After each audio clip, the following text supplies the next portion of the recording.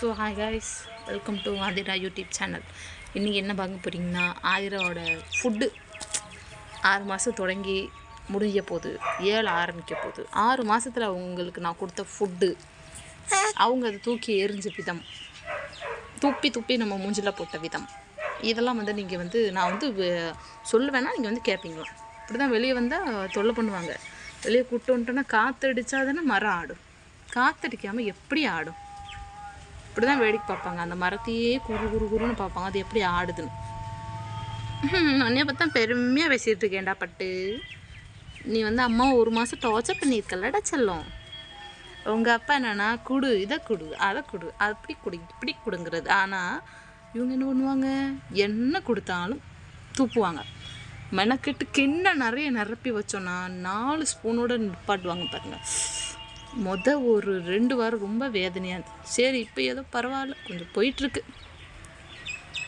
அவங்க வந்து இந்த குருவியை பார்த்துட்டு இருக்காங்க, குருன்னு. இங்கே வந்து எங்கள் வீட்டை சுற்றி கொஞ்சம் நிறைய மயிலெலாம் சுற்றும். மயில் கண்ணில் போட்டால் பார்த்துட்டே இருப்பாங்க.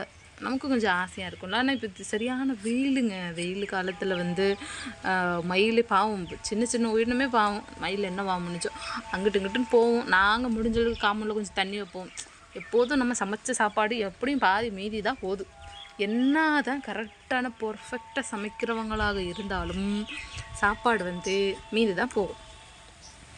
இந்த மாதிரி பிள்ளைகள்லாம் வச்சுருந்தா, இந்த மாதிரி பிள்ளைகள்லாம் ருசிச்சு நம்ம சாப்பாடை நம்ம வயிறில் வச்சா கன்றாவியாக தான் இருக்குது.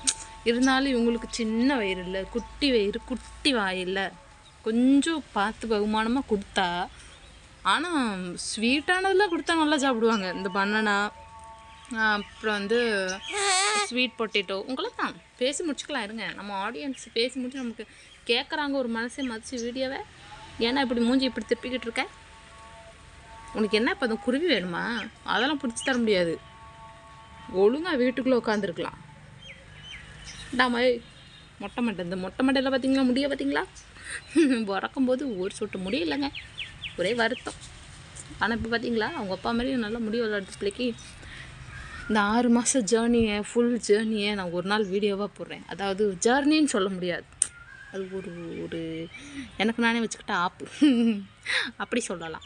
சின்னடா இந்த அம்மா எப்படி புலம்புதே அப்படின்னா, எல்லா அம்மாவோட புலம்பலும் இப்படி தான்.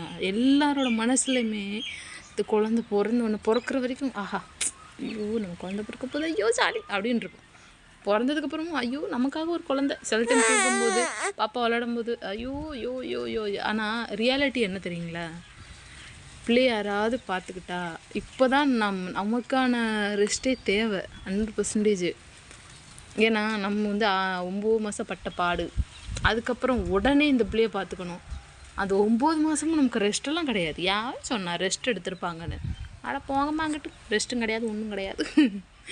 ஒரே வேலை ஓடணும், குதிக்கணும் அப்படின்னு சொல்லுவாங்க. இப்படி பண்ணணும், அப்படி பண்ணணும், ஸ்கேனு, எத்தனை ப்ளட் டெஸ்ட்டு.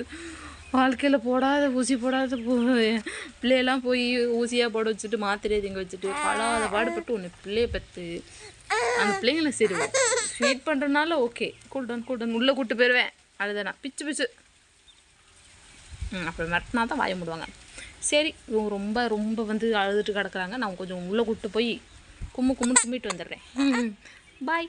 அந்த பார்ட் 2 வந்து கண்டினியூ வந்து சேர்த்து ஆட் பண்ணுறேன், அதையும் சேர்த்து பாருங்கள், ஓகேங்களா? கண்டிப்பாக நம்ம சேனலை சப்ஸ்கிரைப் பண்ணுங்கள். க்யூட் வீடியோஸ்லாம், ஏன்னா ஸ்டார்டிங் யூடியூப் வச்சுருக்கவங்களுக்குலாம் கொஞ்சம் வந்து இந்த மாதிரி பண்ணால் சரி இப்போ வா, பாய், வாடி வா. யூடியூப் சேனலை நான் முதல்ல ஹேண்டில் பண்ணி நானே வச்சுக்கிறேன். அப்புறம் வந்து இந்த வீடியோவில் நம்ம என்ன பார்த்துக்கிட்டு இருக்கோம், ஆதிராவோட ஃபுட் பற்றி தானே. ஃபுட்டு ஏன்னா நமக்கு சமைக்கிறதுக்கே வந்து